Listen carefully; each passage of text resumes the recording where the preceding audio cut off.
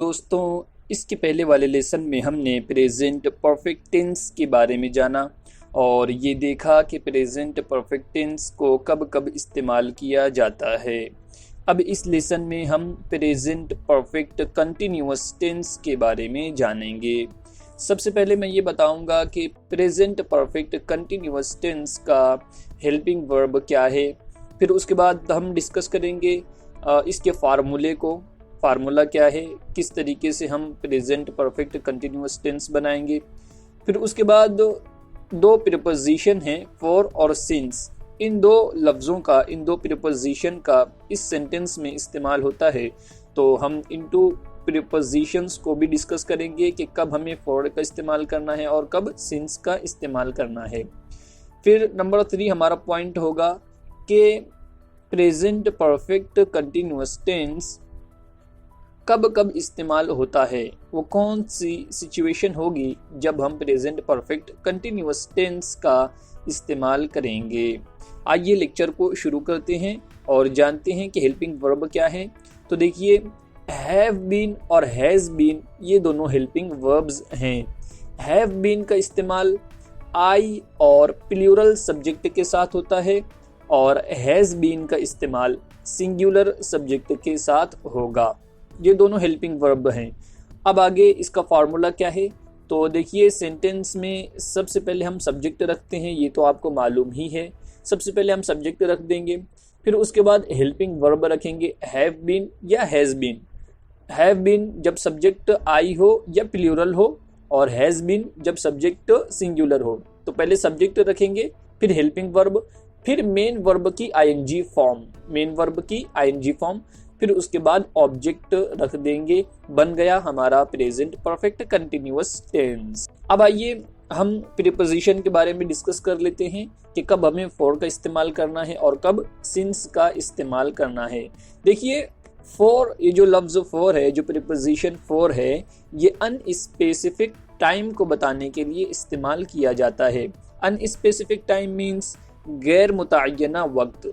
जैसे मिसाल के तौर पर फॉर 3 आवर्स, फॉर 3 आवर्स यानी 3 घंटे से, फॉर 5 डेज यानी 5 दिनों से, फॉर 6 ईयर्स यानी 6 सालों से।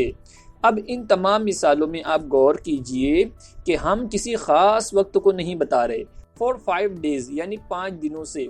अब 5 दिन कौन से, शनिचर से लेके या फिर मंगल से या फिर फ्राइडे से लेकर वेडनेसडे तक। इस तरीके से हमें नहीं पता चलता कि फॉर 5 डेज से कौन से 5 दिन मुराद है, शनिचर, इतवार, पीर, मंगल, बुध, या फिर Sunday, Monday, Tuesday, Wednesday, Thursday. हमें नहीं पता कि कौन से 5 डेज। तो फॉर 5 डेज ये अनस्पेसिफिक टाइम है, 5 दिन ये गैर मुतय्यना वक्त है। इसी तरीके से फॉर 6 ईयर्स, 6 सालों से। 6 साल कौन से 6 साल, 2001 से लेकर 2006 तक या 2011 से लेकर 2016 तक, हमें नहीं पता कौन से 6 साल। ये गैर मुतय्यना वक्त है, अनस्पेसिफिक टाइम है। तो जब हम अनस्पेसिफिक टाइम को डिनोट करेंगे, अनस्पेसिफिक टाइम को बताएंगे, तो उस वक्त फॉर का इस्तेमाल करके हम बआसानी बता सकते हैं। जैसे for 3 hours, for 5 days, for 6 years. मुझे उम्मीद है आप ये समझ गए होंगे। अब आइए सिंस को देख लेते हैं। जब हमें स्पेसिफिक टाइम को बताना हो, खास वक्त को बताना हो, तो हम सिंस का इस्तेमाल करके बताएंगे। जैसे मिसाल के तौर पर सिंस 2 PM यानी दोपहर के 2 बजे से। 2 PM मतलब दोपहर के 2 बजे।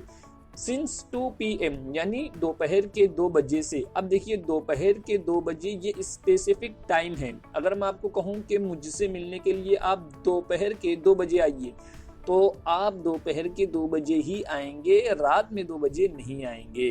तो सिंस 2 PM ये स्पेसिफिक टाइम है, मुतय्यना वक्त है। इसी तरीके से सिंस संडे यानी इतवार से। अब संडे ये भी एक स्पेसिफिक दिन है, स्पेसिफिक डे का नाम है। तो सिंस संडे, जब हमें संडे कहना हो, संडे का इस्तेमाल करना हो सेंटेंस में, तो हम सिंस का इस्तेमाल करेंगे। उसके बाद सिंस 2015 यानी 2015 से। तो 2015 ये भी स्पेसिफिक ईयर है जो अब कभी नहीं आएगा, गुजर चुका। मुझे उम्मीद है यहाँ तक कि आप समझ गए होंगे। अब आइए देखते हैं कि प्रेजेंट परफेक्ट कंटिन्यूअस टेंस का इस्तेमाल कब और किस सिचुएशन में किया जाता है। तो देखिए, कोई काम माजी में शुरू हुआ और अभी तक के जारी है, ऐसे काम को डिनोट करने के लिए, ऐसे काम को बताने के लिए हम प्रेजेंट परफेक्ट कंटिन्यूअस टेंस का इस्तेमाल करेंगे। जिस तरीके से हमने प्रेजेंट परफेक्ट टेंस का इस्तेमाल किया था कि कोई काम माजी में शुरू हो रहा था और अभी तक की जारी है, तो उस काम को बताने के लिए हम प्रेजेंट परफेक्ट टेंस का इस्तेमाल कर रहे थे, ठीक बिल्कुल उसी तरीके से हम प्रेजेंट परफेक्ट कंटिन्यूअस टेंस का भी इस्तेमाल कर सकते हैं। दोनों टेंसेस इंटरचेंजेबली इस्तेमाल किए जा सकते हैं।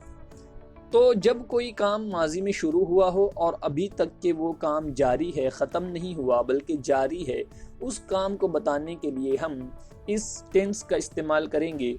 और इसके अंदर एक ख़ास बात ये भी है कि इसके अंदर ज़ोर पैदा किया जाता है, ताकीद पैदा की जाती है उस ड्यूरेशन पर, उस दौरानिये पर हम ताकीद पैदा कर देते हैं। देखिए, अब हम इसे एग्जाम्पल के ज़रिए अच्छी तरीके से समझने की कोशिश करते हैं। अगर आपको नहीं समझा तो टेंशन लेने की बात नहीं है, मैं अभी एग्जाम्पल के ज़रिए बिल्कुल वाजे करके समझा दूंगा। I have been living in Malegaon all my life, यानी मैं मालेगांव में अपनी पूरी ज़िंदगी रह रहा हूँ, या मैं मालेगांव में अपनी पूरी ज़िंदगी रहा हूँ, मैं मालेगांव में अपनी पूरी ज़िंदगी रहा हूँ। तो देखिए, इस सेंटेंस में हम क्या कर रहे हैं, क्या बता रहे हैं कि मैंने रहने का काम कब शुरू किया, जब पैदा हुआ। जब भी वैसे मैंने रहने का काम शुरू किया, तो जब से लेकर अभी तक के वो काम जारी है। अभी मैं मरा नहीं हूँ, अभी मेरा काम जारी है रहने का। तो ये बात तो समझ में आ गई कि कोई काम माजी में शुरू हुआ था और अभी वो जारी है। तो इस मिसाल से ये बात आपने आसानी से समझ ली। अब देखिए, इस सेंटेंस में एक तरीके की ताकीद भी पैदा की जा रही है, एक तरीके का जोर दिया जा रहा है कि भाई मैं शुरू से हमेशा से मालेगांव ही में रहा हूँ, मैं कहीं नहीं गया, मैं कहीं नहीं गया, मैं कहीं रहने के लिए नहीं गया, मैं हमेशा से, यानी कि अपनी पूरी जिंदगी मैंने मालेगांव ही में बिताई है। इस तरीके से इसके अंदर जोर दिया गया, ताकीद पैदा की गई। तो इस सेंटेंस में दो चीजें आपको सीखने को मिली कि एक तो ड्यूरेशन बताया गया, दौरानिया बताया गया कि मैंने माजी में रहना शुरू किया मालेगांव में और अभी तक के रह रहा हूँ। और दूसरी बात ये कि दौरानिये पर, यानी कि जो ड्यूरेशन है ना, उसके ऊपर जोर दिया, ताकीद पैदा की कि भाई मैंने जब से रहना शुरू किया, यानी कि मैं हमेशा अपनी जिंदगी मालेगांव में ही बिताई है, इस बात पर जोर दिया गया। अब इसको हम स्ट्रक्चर के हवाले से भी समझ लेते हैं। देखिए, सबसे पहले इसमें सब्जेक्ट है आई, और आई के साथ मैंने बताया कि हैव बीन का इस्तेमाल होता है, तो मैंने हैव बीन का इस्तेमाल कर लिया, हेल्पिंग वर्ब। उसके बाद मेन वर्ब की आईएनजी फॉर्म इस्तेमाल होती है, तो लिविंग, रहना, लिविंग का मतलब होता है रहना, तो लिविंग ये आईएनजी फॉर्म है, मेन वर्ब है। और इन मालेगांव ये ऑब्जेक्ट है, ऑल माई लाइफ। इस तरीके से इसका स्ट्रक्चर बन गया और हमने स्ट्रक्चर के हवाले से भी बात कर ली। She has been talking on the phone for 2 hours, वो 2 घंटे से फोन पर बात कर रही है। अब इस मिसाल में आप देखिए, सब्जेक्ट शी है, इसका मतलब लड़की के बारे में बात की जा रही है। तो शी यानी उसने, उस लड़की ने 2 घंटे पहले बात करना शुरू की फोन पर। काम कब शुरू किया? माजी में, 2 घंटे पहले। और अभी तक के वो काम जारी है, 2 घंटे से बात कर रही है और अभी तक उसने बात करना बंद नहीं किया, उसने अभी तक की बात करना बंद नहीं किया, काम उसका जारी है, बात करने का काम जारी है। 2 घंटा पहले शुरू किया था और अभी तक के वो काम जारी है। तो देखिए, इस सेंटेंस में हमने बताया कि वो 2 घंटे से फोन पर बात कर रही है और ताकीद पैदा की, जोर दिया कि 2 घंटे से फोन पर बात कर रही है, 2 घंटे से। तो 2 घंटा, इस बात पर हमने ताकीद पैदा की, जोर दिया कि वो 2 घंटे से फोन पर बात कर रही है।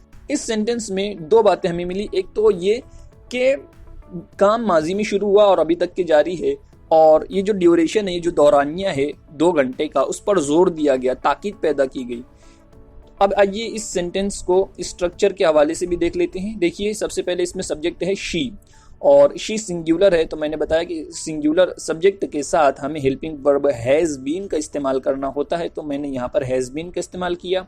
उसके बाद टॉक यानी बात करना, टॉकिंग ये आईएनजी फॉर्म है, टॉकिंग मेन वर्ब हुआ। उसके बाद ऑन द फोन ऑब्जेक्ट है, तो ऑब्जेक्ट हमेशा सेंटेंस के आखिर में जाता है। फिर मैंने बताया था कि फॉर का इस्तेमाल अनस्पेसिफिक टाइम को बताने के लिए होता है, तो फॉर 2 hours ये अनस्पेसिफिक टाइम है, तो हमने फॉर का इस्तेमाल किया। शी हैज़ बीन टॉकिंग, वो बात कर रही है, ऑन द फोन, फोन पे, फॉर 2 आवर्स, 2 घंटे से, यानी वो 2 घंटे से फ़ोन पर बात कर रही है। आइए अगली एग्जांपल है, he has been working in the shop for 3 years, वो 3 सालों से शॉप में, दुकान में काम कर रहा है।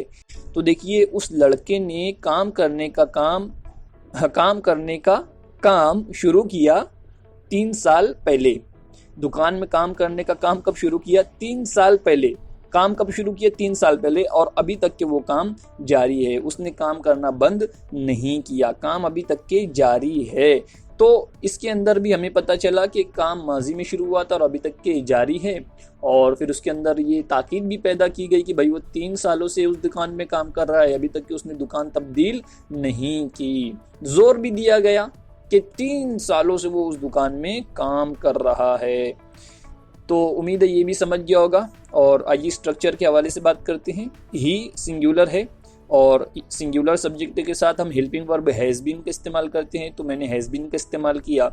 यहाँ पर मेन वर्ब की आईएनजी फॉर्म मैंने इस्तेमाल कर ली। तो अब इसका मतलब क्या हुआ? ही हैज़ बीन वर्किंग, यानी वो काम कर रहा है, इन द शॉप, दुकान में, फॉर 3 ईयर्स, 3 सालों से। तो फॉर 3 ईयर्स, फॉर का इस्तेमाल क्यों किया? क्योंकि 3 ईयर्स ये अनस्पेसिफिक टाइम है। अगली एग्जांपल है, the teachers have been teaching since 2015, यानी असातिज़ा पढ़ा रहे हैं 2015 से। असातिज़ा ने पढ़ाने का काम कब शुरू किया? 2015 में, और अभी तक के वो पढ़ा रहे हैं। पढ़ाने का काम अभी भी जारी है, ख़त्म नहीं हुआ। और इसके अंदर जोर भी पैदा किया गया, ताकीद भी पैदा की गई कि भाई वो 2015 से पढ़ा रहे हैं और अभी तक के पढ़ा रहे हैं, पढ़ाने का काम उनका बंद नहीं हुआ, बड़े मेहनती उस्ताद हैं। तो द टीचर्स ये सब्जेक्ट है और प्लूरल है, और मैंने बताया कि जब सब्जेक्ट प्लूरल हो तो हैव बीन हेल्पिंग वर्ब का इस्तेमाल होता है। फिर उसके बाद मेन वर्ब की आईएनजी फॉर्म इस्तेमाल होगी। तो टीचिंग ये मेन वर्ब की आईएनजी फॉर्म है। The teachers have been teaching, यानी असातिज़ा पढ़ा रहे हैं, सिंस 2015, यानी 2015 से। अभी तक की मैंने जितनी भी मिसालें दी हैं ये तमाम मिसालें अफर्मेटिव में थीं। अब अगर हमें सेंटेंस को निगेटिव बनाना हो तो क्या करेंगे? बहुत आसान है।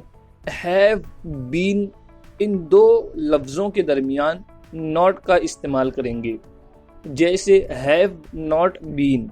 और इसी तरीके से जब सेंटेंस को निगेटिव बनाना हो तो helping verb has been, has और बीन, इन दोनों के दरमियान नॉट का इस्तेमाल करेंगे, जैसे हैज़ नॉट बीन। अब आइए एग्जाम्पल को जल्दी जल्दी देख लेते हैं। I have not been living in Malegaon all my life, मैं अपनी पूरी जिंदगी मालेगांव में नहीं रहा हूँ। अगली एग्जाम्पल है, she has not been talking on the phone for 2 hours, वो 2 घंटे से फोन पर बात नहीं कर रही है। अगली एग्जाम्पल है, he has not been working in the shop for 3 years, वो 3 सालों से दुकान में काम नहीं कर रहा है। The teachers have not been teaching since 2015, असातिज़ा 2015 से नहीं पढ़ा रहे हैं। तो अफर्मेटिव और नेगेटिव ये दोनों स्ट्रक्चर को आपने आसानी से समझ लिया। अब जितनी भी होमवर्क स्क्रीन पर आए हैं, जो वर्ब्स स्क्रीन पर आए हैं, आप इनकी मदद से अपने खुद के जुमले बनाइए और कमेंट ज़रूर कीजिए।